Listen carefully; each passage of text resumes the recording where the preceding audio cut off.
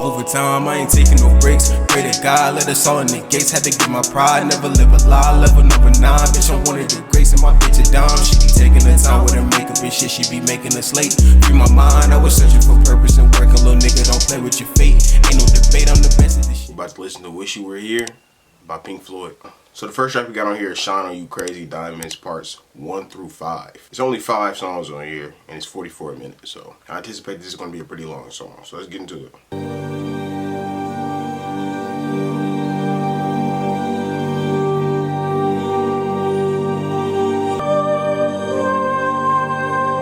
So we're a minute in, and this is sounding super theatrical, man. I could definitely hear this on like a high production movie.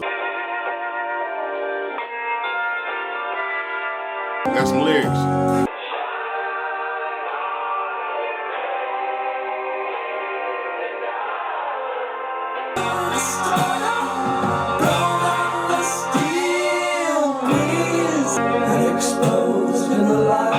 Sonically, I will say that was a very enjoyable track. I enjoyed all the instrumental parts. You know, that was 8 minutes of instrumentals, 8 minutes and 40 seconds of instrumental. It's some very interesting lyrics in here. Remember when you were young, you shone like the sun, shine on you crazy diamond.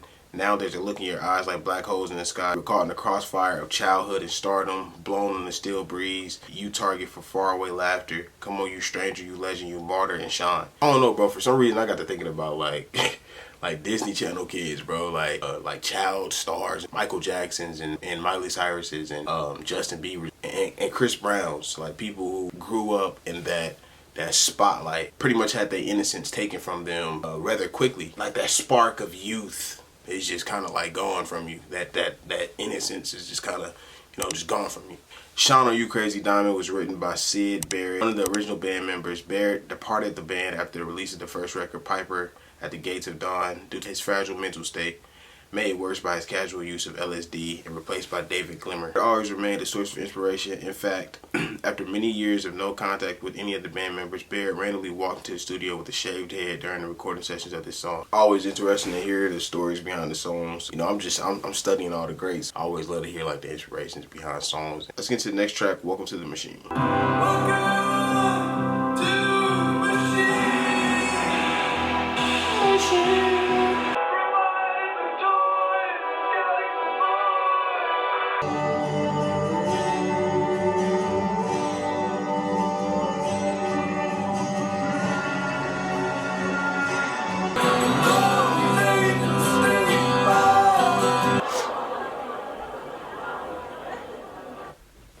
Okay, I gotta say that I'm loving the production on here. Like I said, like these songs sound really theatrical. They have this, just have a presence about them. But I'm kind of noticing like a theme. Wanting fame or getting fame or stardom. And, you know, noticing basically that it's not all it's cracked up to be. You know, you bought a guitar to punish your mind. You didn't like school. You know you're nobody's fool. So welcome to the machine. What did you dream? It's all right. We told you what to dream. You dreamed of a big star. He played a mean guitar. He always ate in the steak bar. He loved to drive his Jaguar. So welcome to the machine. You know, this is a 7-minute track. Like spaces between each line. It's almost like they want you to digest each line and kind of like think about each line as it's passed. It's like 2 minutes of instrumental at the end of the song where you can just kind of like reflect on the lyrics or just kind of vibe out with it however you listen to music. Welcome to the Machine is the second track on Pink Floyd's 9th studio album, Wish You Were Here. This song could be interpreted in 2 main ways. Pink Floyd's own scathing view of the music industry, a dystopic vision of the present or the future society in which we live. This society is depicted as a machine that shapes our lives since our birth. Oh, okay, so it's like kind of like everything is predetermined, predestined. The narrator of this track is talking to this person, you know, thinks that they've made all these decisions themselves. In all honesty, it was the machine. Like they really had no real say in this. They thought they were being the rebel. There's nobody's fool. Dreamed of being this big star. That was all planned. Like that was all what was gonna happen. Next track we got on here is Have a Cigar.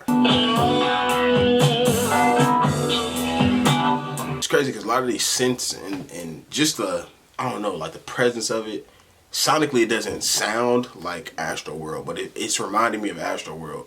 And keep in mind, his merch said "Wish You Were Here." It's crazy because I have on a Travis Scott shirt right now. If I'm wrong, I'm wrong, you know. But I feel like he was kind of influenced by this.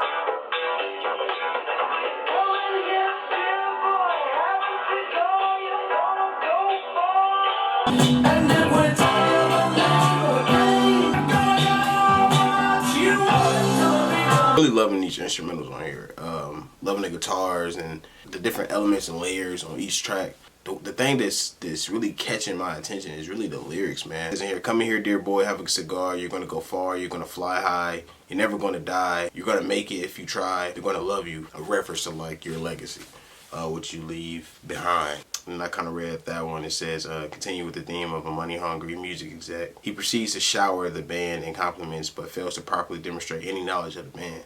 So it's almost like, and then what this album was made in, say, 1975. How corrupt a business that's based off of art and feeling and self-expression, and how it can be dictated by just like money. Everything is about money with these people.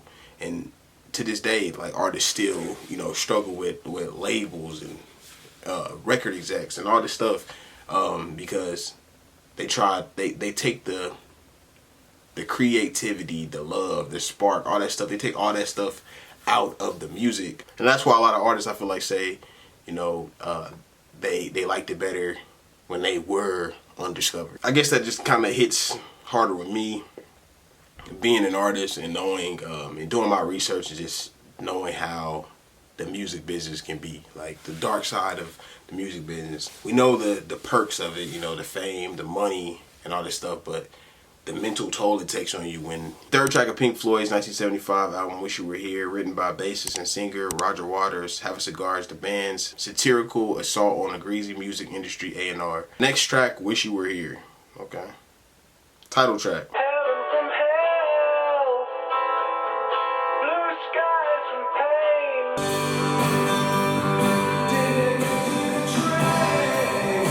So you think you can tell heaven from hell, blue skies from pain? Can you tell a green field from a cold steel rail, a smile from a veil? Do you think you can tell? Did they get you to trade your heroes for ghosts, high ashes for trees, hot air for a cool breeze, cold comfort for change? Did you exchange a walk-on part in the war for a leading role in a cage? Running over the same old ground, what have we found? The same old fears, wish you were here. But I don't know, man. Like, I just think that, like, we really just need more love, bro. Like, stop with the money. Like, why is money so... I understand, we need money to do what we gotta do, survive and stuff like that, but it's like,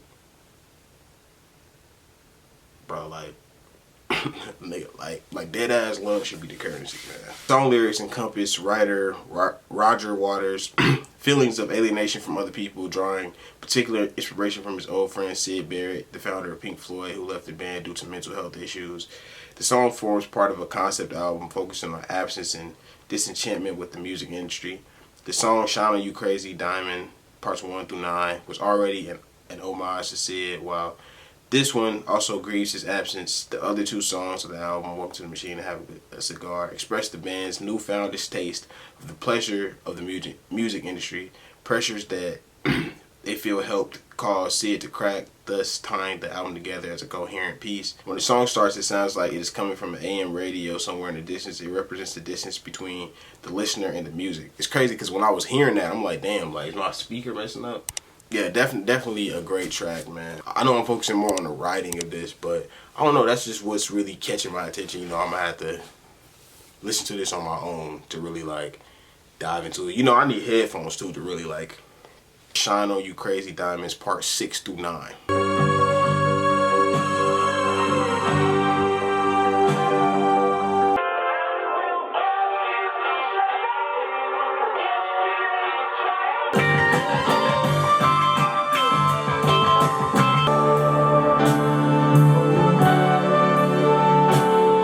Two lines really stuck out in there for me was, and we'll bask in the shadow of yesterday's triumph. Guitar right after they said the last line in the song.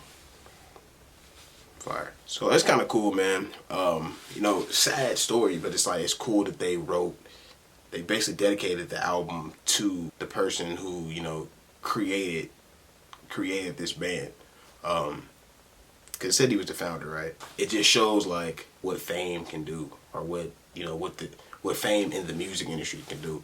And I think that a lot of artists need to, kind of hear this album, even if they don't, appreciate it sonically. Just appreciate the writing and what they did for for artists. I feel like that's something good for me to hear as a person who is a musician and probably sooner rather than later be in this music industry. This is good for me to hear, you know, the dark side, basically the dark side, the music industry. I really appreciate this. I really appreciate them doing that for artists. And even if it wasn't, you know, with the intention, you know, obviously the intention of warning artists, or that's how I received it. So, you know, that's what makes it stick with me. So yeah, I really enjoyed that. Hope you guys enjoyed this video, man. If you did, please leave a like down below. Please go ahead and subscribe if you have not. Turn on my notifications to be notified every single time that I upload, man. I got lots of videos for you to check out. Listen to all kind of genres, man. Leave me some suggestions of what y'all want me to hear next. Yeah, squad, gang, gang, gang. It's your boy Nick T, and I'm out this thing.